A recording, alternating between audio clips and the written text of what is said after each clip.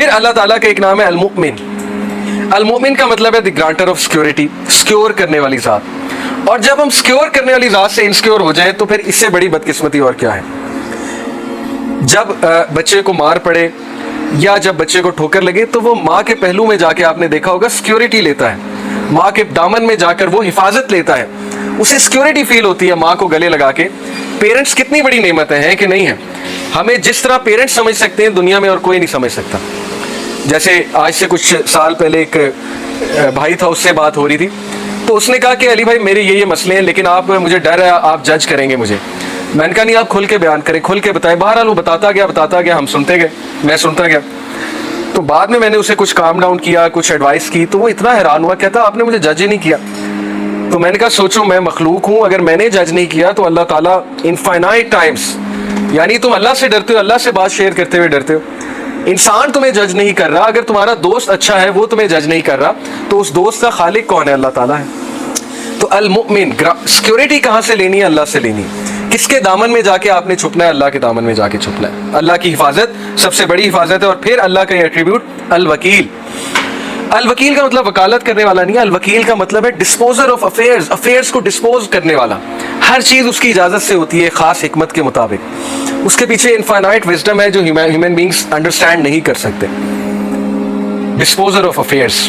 جس بندے کا اللہ پہ یہ بلیف آ جائے کہ سارے کے سارے افیئرز اس کے کنٹرول میں ہیں، میرا کوئی کچھ نہیں بگاڑ سکتا. اگر اللہ اجازت دیں گے تو شاید کوئی تکلیف آ جائے، نہیں دیں گے تو پوری فوج میرے خلاف لڑنے آ جائے، میرا کچھ نہیں بگاڑ سکتی. خالد بن ولید کی مثال آپ کے سامنے ہے.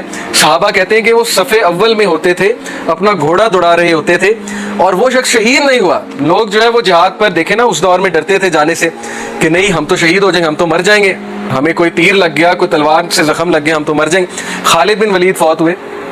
خالد بن ولید کہتے ہیں کہ میرے جسم میں ایک بھی جگہ نہیں جہاں سوارڈ کا نشان، زخم کا نشان نہیں ہے، لیکن دیکھو میں عام آدمی کی طرح مر رہا ہوں. Before his death, on his death bed, he said کہ بتا دو سارے cowards کو, tell all the cowards of this world کہ اگر موت میدان جنگ میں ہوتی سب سے پہلے میں مرتا. یہ ہوتا ہے اللہ تعالیٰ پر بلیف کہ کوئی کچھ نہیں کر سکتا. لیکن اس کا یہ مطلب نہیں کہ آپ بیوقوفوں کی طرح اپنے آپ کو بالکل ہی مروا دیں. تیاری کر کے جائیں. خالد بن ولید تیاری کر کے جاتے تھے. یہ نہیں تھا کہ وہ بغیر تیاری کے، بغیر تلوار کے کود پڑتے تھے میدان میں، لیکن عقیدہ یہ تھا کہ کوئی مجھے کہہ نہیں سکتا جب تک اللہ کی ذات جو ہے وہ اجازت نہیں دے گی. پھر یوسف علیہ السلام کا واقعہ آپ کے سامنے کہ کس طرح انہوں نے اللہ کے اس ایٹریبیوٹس پہ یقین رکھا کہ الوکیل اللہ ہے. انہوں نے کہا کہ چلو تھوڑا بہت غم میں بیئر کر لیتا ہوں. اور ان کی مثال یوتھ کے لیے کیا ہی مثال ہے. He chose going to jail rather than committing the sin.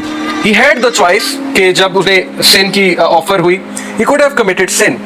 But انہی کے الفاظ قرآن میں ہے کہ یا ربی جیل میرے لیے بہتر ہے اس سے بہتر کہ میں آپ کی ڈس اوبیڈینس کروں. اور اللہ تعالیٰ نے پھر عزت کیا دی کہ he became the king of the Egypt. پہلے minister of finance اور پھر ultimately king of the Egypt. تو یہ مثالیں کہانیاں نہیں ہیں، یہ مثالیں ریئل لائف جو ہے ہمارے لیے ایگزامپلس ہیں جو ہمارے ڈیلی زندگی کے میٹرز میں اپلائی ہوتی ہیں، لوگوں سے ڈیل کرتے ہوئے اپلائی ہوتی ہیں، رشتہ داروں سے ڈیل کرتے ہوئے اپلائی ہوتی ہیں، ورک پلیس پہ اپلائی ہوتی ہیں. ورک پلیس میں کتنی ہراسمنٹ ہوتی ہے، ورک پلیس پہ جو ہے وہ کتنا بلی کیا جاتا ہے، ورک پلیس میں کتنی سازشیں ہوتی ہیں، پالیٹکس ہوتی ہیں. لیکن اگر آپ محنتی ہیں، آپ کمپیٹنٹ ہیں اور آپ اللہ سے ڈرنے والے ہیں، کوئی آپ کا کچھ نہیں بگاڑ سکتا. اللہ آپ کو عزت ہی دے گا، آپ اوپر ہی اوپر جائیں گے. تو کسی سے ڈرنے کی کوئی ضرورت نہیں. لیکن ظاہر ہے کہ ایک بار بندہ ہراس ہو، بلی ہو تو اس کے خلاف ایکشن لینا چاہیے. اس کا یہ مطلب نہیں کہ آپ ایکشن ہی نہ لو. تو دیٹ از الوکیل فار یو کہ ہی از دی ڈسپوزر آف افیئرز. ہر چیز اس کی اجازت سے ہوتی ہے. الودود، الودود کا مطلب صرف دی لونگ نہیں ہے. الودود کا مطلب ہے وہ ذات جو انکنڈیشنل لو کرتی ہے. ہم دنیا میں کنڈیشنلی چلتے ہیں ہر ایک کے ساتھ. یہ بات آپ مانیں یا نہ مانیں کہ کوئی نہ کوئی یوز ایسوسیٹ ہوتا ہے کسی سے دل لگانے کا یا کسی سے دوستی کرنے کا. اگر کوئی یوز نہیں تو یہ یوز ہے کہ مجھے اس کی کمپنی چاہیے، مجھے اس کی ضرورت ہے، یہ بھی ایک یوز ہے. تو اللہ تعالیٰ کی ذات وہ ہستی ہے جو انسان سے انکنڈیشنل محبت کرتی ہے. یعنی تم ڈس اوبے کرو گے تب بھی محبت ہے اور تم اوبے کرو گے تب بھی محبت ہے. نان مسلم سے بھی محبت ہے. اسی لیے تو میسج بھیجا، ورنہ تو کوئی غیر ذمہ دار ٹیچر ہوتا ہے وہ کہتا بھاڑ میں جائیں نالائق اسٹوڈنٹ، میرا ان سے کیا لینا دینا. کچھ ٹیچرز ایسے ہوتے ہیں نا، وہ کہتے ہیں بیک بینچر ٹھیک ہے فیل ہوتے ہیں تو مجھے کیا. تو this is how life is designed کہ اللہ نے انبیاء کو بھیجا، ہمیں سمجھ دی کہ یہ بھی میرے بندے ہیں، ان کو جا کر بتاؤ کہ ٹروتھ کیا ہے، حق کیا ہے، سچ کیا ہے. تو یہ ہے اللہ کا انکنڈیشنل لو. اللہ نان مسلم کو بھی رزق دیتا ہے اور دبا کے دیتا ہے اگر وہ محنت کرے. ایسی ہستی کے لیے ٹائم نہ نکالنا، یہ پھر انسان کا بہت بڑا لاس ہے. اینڈ دین دس ایٹریبیوٹ، یہ ایک آیت میں آپ کے سامنے رکھتا ہوں. Verily it is Allah who causes the seed grain and the fruit stone to split and sprout. He brings forth the living from the dead, and it is He who brings forth the dead from the living. کون ہے جو بیج میں سے، ننھے سے بیج میں سے پودے کو پھاڑتا ہے اور نکالتا ہے؟ سخت ترین زمین میں سے، کبھی آپ نے سوچا مٹی سخت ہوتی ہے، اس میں سے کیسے بیج فورس کر کے نکل آتا ہے؟ اللہ کہتے ہیں کون ہے؟ میں ہوں. تو جب اللہ سخت زمین میں سے نرم سے پودے کو نکال سکتا ہے تو سخت حالات میں آپ کو بھی مقابلہ کروا سکتا ہے. کتنی موٹیویشن ہے. لوگ گھٹنے ٹیک دیتے ہیں کہ نہیں نہیں مجھ پہ مصیبت کیوں آئی، میرے پہ کیوں مسئلہ کیوں آیا. کیا پتا اللہ نے آپ سے کوئی کام لینا، کیا پتا اللہ آپ کو as a soldier and a commander تیار کر رہا ہے سوسائٹی کے لیے. نبی سے زیادہ مشکلیں کس پر آئی ہیں؟ ایک مشکل ختم ہوئی، دوسری ختم ہوئی، تیسری کے بعد ملٹیپل، چوتھی، پانچویں، چھٹی. امیجن کر سکتے ہیں آپ کہ جس ٹائم میکسیمم سپورٹ چاہیے ابو طالب کی، اس ٹائم ان کی جو ہے وہ فوت ہو جاتی ہے. جس ٹائم میکسیمم سپورٹ چاہیے اپنی وائف کی، اس ٹائم وائف فوت ہو جاتی ہے. تو کیا سکھایا نبی صلی اللہ علیہ وسلم کو اور ان کے تھرو ہمیں کہ صرف اللہ پہ ڈیپینڈ کرو. اللہ کی ذات رہے گی، کانسٹنٹ ہے. باقی ماں باپ ہیں وہ انہوں نے بھی چلے جانا ہے ایک دن، ہر کسی نے چلے جانا ہے ایک دن. لیکن اللہ کے ساتھ معاملہ ٹھیک ہے تو پھر اللہ ماں باپ کے ساتھ بھی ملائے گا ایک دن، اور اللہ تعالیٰ دنیا میں بھی اچھی زندگی دے گا. تو یہ مثالیں ہمارے لیے کہ ڈرو نہیں. ہم جب پودے کو نکال دیتے ہیں سخت زمین سے، تو ہم تمہیں بھی نکال دیں گے کسی ڈیفیکلٹ سچویشن سے. اور پھر یہ دو ایٹریبیوٹس اللہ کے، العفو اینڈ الحلیم. العفو کا مطلب ہے دی پارڈنر، یعنی who will pardon sins no matter how many or how great they are. اور بار بار معاف کرے گا، ریپیٹیٹیولی معاف کرے گا، لیکن آپ معافی مانگنے والے بنے. اور الحلیم دی فوربیئرنگ ون. الحلیم کا مطلب ہے حلم والا، فوربیئرنس والا، جو جلد بازی میں فیصلے نہیں کرتا، جس کے پاس بہت حکمت ہے، جو حلم کے ساتھ فیصلے کرتا ہے. دیٹ از وائی اللہ تعالیٰ پر ڈیپینڈ کرو، اللہ تعالیٰ سے مدد مانگو انسانوں کی بجائے. اینڈ دین المہیمن اور المحیط. المہیمن کا مطلب ہے the watcher over his creatures. اور آپ حیران ہو جائیں گے کہ اللہ تعالیٰ ہر انسان کو کس طرح واچ کر رہا ہے. who manages the affairs of his creatures, guards them from harm and provides sustenance for all of them.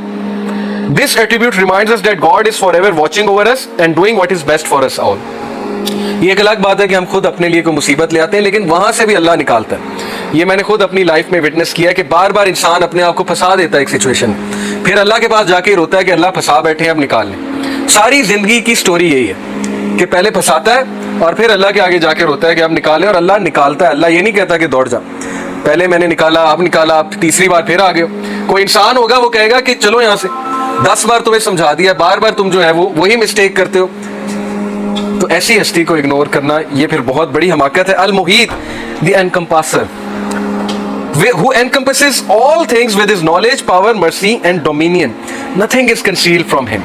کوئی چیز اللہ سے کنسیل نہیں ہے، وہ انکمپاس کرتا ہے، ہر چیز کا احاطہ کیے ہوئے ہیں. جیسے کہتے ہیں نا وَلَا يُحِيطُونَ بِشَيْءٍ مِّنْ عِلْمِهِ إِلَّا بِمَا شَاءَ وَسِعَ كُرْسِيُّهُ السَّمَاوَاتِ وَالْأَرْضِ، کہ ہر چیز کا احاطہ اللہ تعالیٰ کیے ہوئے ہے.